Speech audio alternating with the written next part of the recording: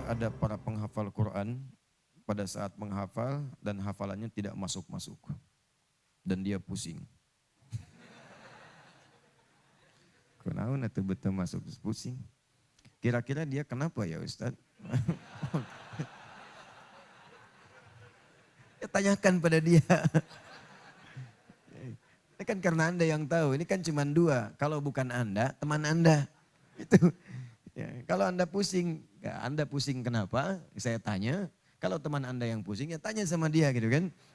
Kalau penyebabnya non teknis seperti apa yang terkait dengan sebab-sebab sulitnya masuk kemudian hafalan ke dalam benak kita, maka ada beberapa kondisi. Pertama, menghafal dalam keadaan banyak pikiran.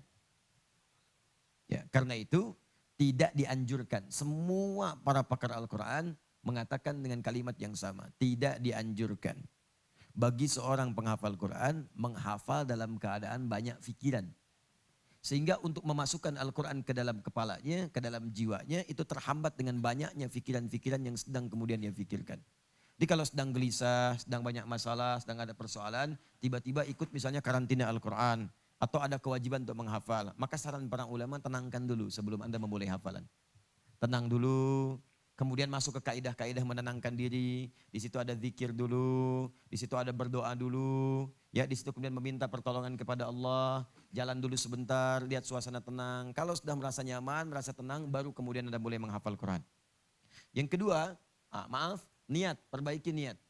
Lakukan semua hafalan itu karena Allah, sehingga tidak menjadi beban ketika Anda menghafal. Ringan aja, terserah Allah mau dikasih berapa. Makanya Nabi pun selevel Nabi Muhammad SAW. Ketika beliau akan mulai menghafal, itu oleh Allah diberikan rumus untuk mengentaskan semua kesulitan hafalan.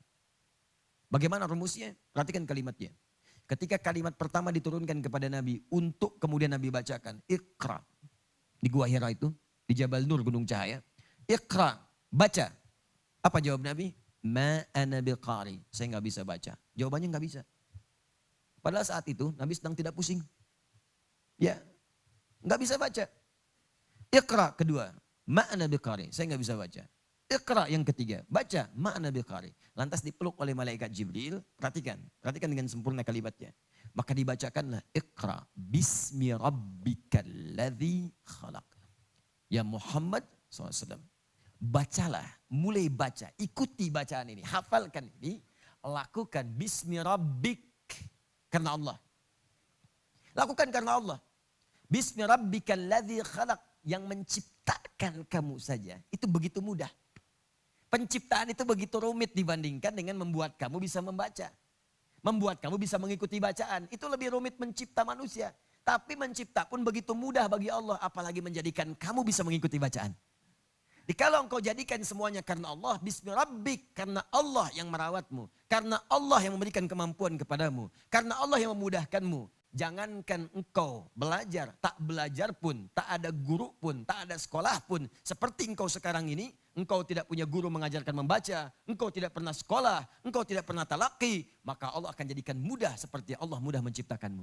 Syaratnya apa? Bismi rabbik, karena Allah. Nah, ini banyak penghafal Quran sekarang ini, sebagian di antara mereka, ini menjadikan niat itu bercampur. Ya, siapa yang pengen jadi hafid? Boleh angkat tangan. Yang pengen jadi hafid. Nah, langsung ganti nama, dari Asep jadi hafid. Ya. Nah, dari Joni jadi hafid. Ya. Dari Stephen jadi hafid. Ganti aja, itu lebih cepat. Ya. Terserah. Mau Allah kasih berapapun gak ada masalah. Tuntutan itu yang seringkali membebani ketika menghafal. Hafid, hafid, hafid, hafid. Masya Allah akhi, sudah hafal, sudah jadi hafid belum? Alhamdulillah. Berapa sekarang? Ya kan? Nah, jadi tuntutan untuk menghafal itu kembalikan kepada Allah. Terserah Allah mau kasih berapa. Yang penting kerjakan karena Allah. Sehingga hafalan gak ada beban. Ya, lakukan aja nikmati. Baca, baca, baca. Mau dikasih juz pertama, Alhamdulillah. Masuk juz kedua, Alhamdulillah. Ini penting saya sampaikan karena ini kasus yang terjadi dalam peserta karantina. Ya, ada peserta karantina di awal itu. Kami kemarin ada angkatan pertama karantina. Tiba-tiba si anak ini susah. Sepekan juz pertama itu sulit. Baca susah, menghafal sulit, tanya nggak masuk-masuk. Nah, kemudian kita coba bertanya, kenapa? Ya Ustaz, doakan saya jadi hafidhah. Ya langsung ganti nama aja jadi hafidhah. Nggak usah ikut karantina. Lakukan semua karena Allah. Allah pasti akan bukakan. Jangan jadi beban. Seakan-akan kamu tuh dikejar jadi beban, capek disimpan. Quran itu nikmat. Dan Allah itu senang dengan hamba yang menikmati ibadahnya. Sehingga tidak terpaksa mengerjakan la ikraha fid din. Nggak ada paksaan dalam ad-din. Nggak ada paksaan dalam ibadah. Ad-din itu kan Islam. Inna ad-dina indallahil Islam. Islam itu turunannya ibadah. Syahadat, sholat, zakat, puasa, baca Quran, haji, dan seterusnya. Itu Islam. Dan Allah senang dengan orang-orang yang ibadah tanpa terpaksa. Nikmat gitu ibadahnya itu. Karena itu ketika Anda menikmati itu Allah akan berikan kemaksimalannya. Maka apa yang terjadi? Setelah dia kemudian tenangkan dirinya, lakukan semua karena Allah, gak ada beban dalam dirinya. Allahu Akbar. Setelah peristiwa itu pekan yang kedua nyusul. 2 juz, 3 juz, 4 juz, tiba-tiba 10 juz saja. Ya, terakhir saya tinggal mau ke Mekah udah 20 juz. Yang pekan pertama 1 juz itu gak masuk-masuk, susah. Pekan kedua nyambung 5 juz, 6 juz. Pekan ketiga 12 juz, 13, 14 juz. Pekan keempat 20 juz. Nyambung. Saya pulang ke sini udah gak ada, ternyata udah 30 juz. Masya Allah, ya sudah pamit dari dulu karena harus segera kembali untuk sekolah. Anak 9 tahun, bayangkan, anak 9 tahun ikut karantina. Ya, ibunya pengen jadi hafidho, ini pengen tekanan kuat, dan ditenangkan masuk kembali lagi. Ketiga, ini yang klasik, maksiat. Maksiat atau ada yang haram yang masuk ke dalam dirinya. Hati-hati, nih seperti ini teman-teman. Ini ada tempat tisu, ya. Ini kebuka nih, saya contohkan pakai tisu, biasanya saya pakai air minum, cuma subuh ini nggak ada air minum, kan? Contoh aja. Ya. Dan itu nggak usah pakai pertanyaan, ya. Dipahami aja. Ini kan tisu nih, ini lubang kan? Nah, kalau ini masih ada lubangnya, terbuka seperti ini benda apapun yang kira-kira cukup, ini bisa masuk. Masukkan spidol, masukkan uang, masukkan koin, kan? Cukup saja. Tapi kalau ini sudah tersekat, sekatnya ada yang ringan seperti tisu sendiri, seperti ini. Ya, saya tutup ya. Misal begini, kita tutup seperti ini. Nah, maka sekat seperti ini menghambat benda lain masuk. Walaupun mungkin bisa masuk, dipaksakan kalau masih ringan, seperti ini masuk juga. Agak keras lagi misalnya, kertas. Ya, tapi agak lumayan. Tapi yang lebih repot adalah ketika benda penutupnya semakin kencang, semakin keras. Semakin tebal, semakin keras. Apalagi kemudian sama bendanya dengan tutup tisunya, dengan tempat tisunya. Maka benda yang dimasukkan pun tidak akan pernah masuk. Balik lagi. Nah, itulah maksiat seperti yang dilukiskan oleh Nabi SAW dan dirangkum oleh Imam Muslim. Jika seseorang berbuat maksiat dalam hidupnya, maka ada naktah sauda namanya. Titik hitam, noda hitam. Semakin banyak dikerjakan, maka mulai akan menutup kemudian sumber cahayanya sehingga semakin keras, menghambatlah semua nilai kebaikan masuk ke dalam jiwanya. Sulit. Begitu masuk, mentah lagi. Begitu masuk, mentah lagi. Apalagi kalau yang haram masuk ke dalam dirinya. Sudah, kalau yang haram masuk beredar dengan darah, kemudian nyambung jadi daging, masuk ke telinga. Wa fi adhanihim waqra. Quran surah ke-6 ayat ke-25. Ya, masuk kemudian ke dalam mata. Awas hati-hati, wa ala absarihim ghishawah, di matanya ada penutup. Masuk ke hati, fi qulubihim marad, dalam hatinya ada penyakit, nutup. Khatamallahu ala qulubihim wa ala sam'ihim wa ala absarihim ghishawah. Ke hati ada penutup, ke telinga ada penutup, ke mata ada penutup. Nah, ketika dia belum bebas dari maksiat, itu yang kadang-kadang sulit kemudian untuk memulai. Maka buka dulu semua itu. Buka pintu maksiatnya, buka kemudian yang haram-haramnya, keluarkan. Dengan apa? Tobat. Tubu ilallahi taubatan nasuha. Tobat dulu, buka dulu penutup ini. Buka penutupnya, buka. Makanya banyak orang saat menghafal Quran, itu treatment pertamanya saat mulai menghafal, tidak langsung menghafal. Ya, coba istighfar dulu, berdoa dulu, ikhlaskan niat dulu, bangun chemistry antara dirinya dengan Allah Subhanahu wa taala. Setelah merasakan nikmat, nyaman, nanti ada perasaan tersendiri dalam jiwa kita. Akan ada rasa itu. Ketenangan itu ada, kenikmatan mulai ada. Begitu menghafal, terjadilah percepatan kemudian hari. Nah, bahkan ada sebagian ulama yang mengambil kemudian isyarat di Quran, surah ke-75, ayat 16 sampai 18, paling kanan sebelah bawah. Jadi di situ di treatment dengan takwa dulu. Peningkatan takwa. Sebelum menghafal latihan sholat dulu, sholatnya dibanyakin dulu. Istighfarnya dibanyakin, doanya dibanyakin. Setelah merasa dekat dengan Allah, baru dia memulai. Itulah yang terjadi pada Nabi Muhammad SAW. Nabi itu tingkat kedekatan dengan Allahnya luar biasa. Kata Nabi, saya orang paling takwa, ana atqakum. Ya sholatnya tak terlukiskan, doanya, kedekatannya, menjauhi maksiat segala rupanya.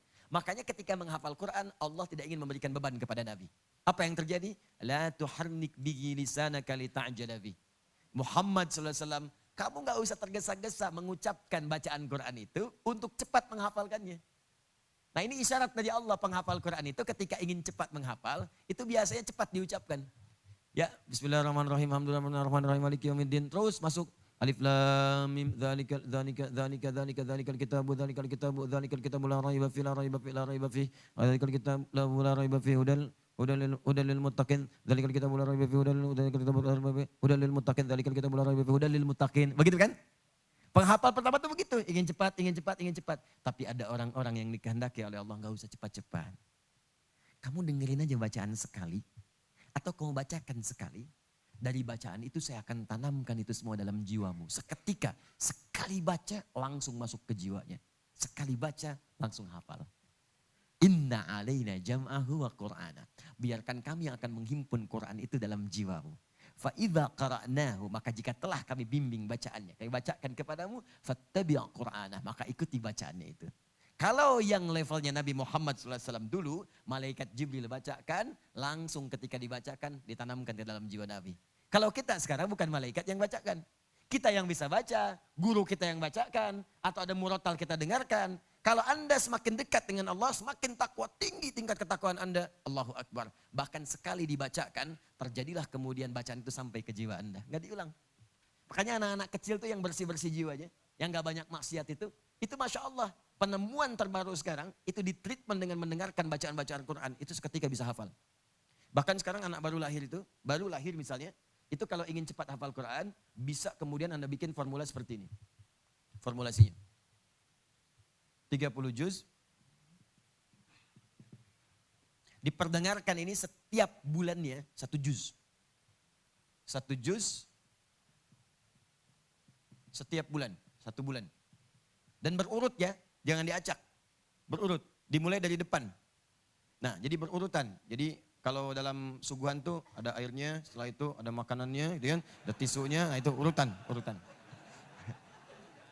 Nah. Ini misalnya Al-Fatihah, kan? Sampai dengan Al-Baqarah, kan? Ayat 141.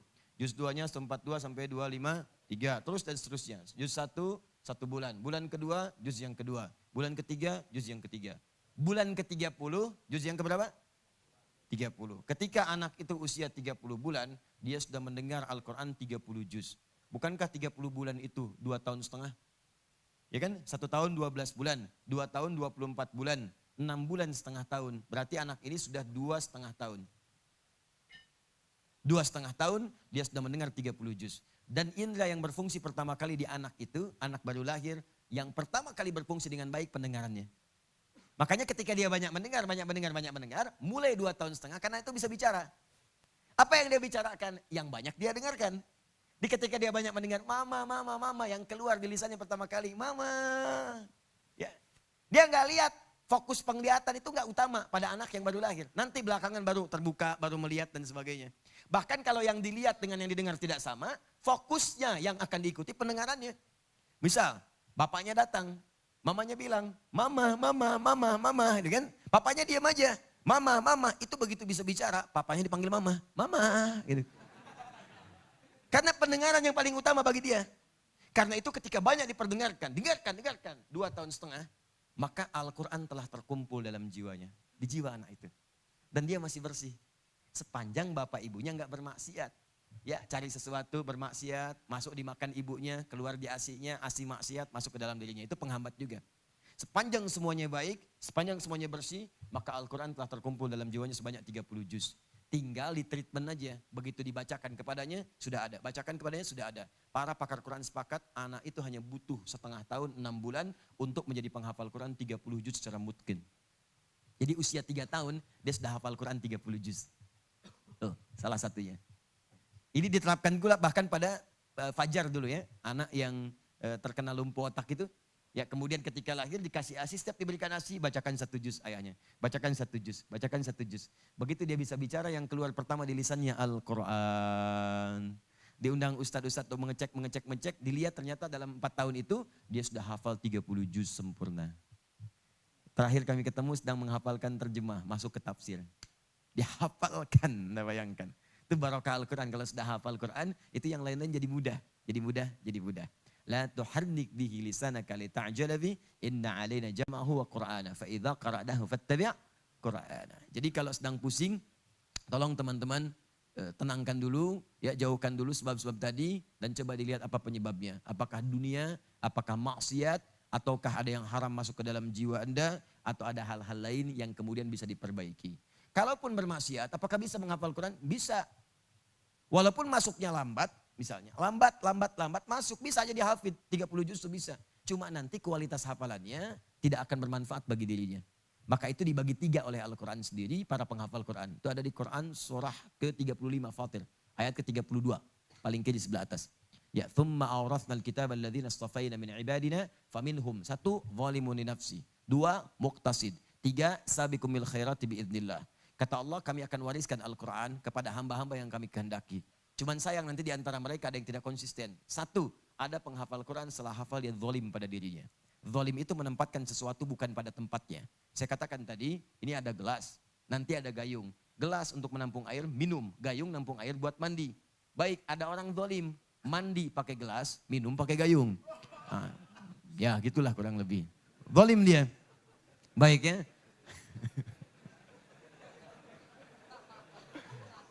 Ya. Belakang nanya, enon.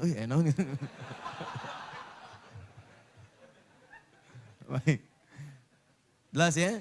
Ya dia minum pakai gayung, kemudian mandi pakai gelas. Itu zalim namanya, menempatkan sesuatu bukan pada tempatnya.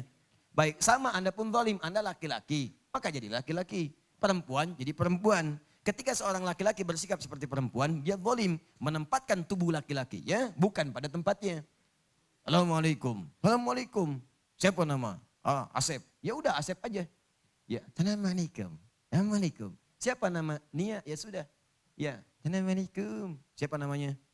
Nia, Pak. Siapa? Nia. Nama lengkap? Kurniadi. Itu zalim namanya. Dan gak usah banyak alasan. Kamu laki-laki apa perempuan? Perempuan, Pak. Laki-laki perempuan?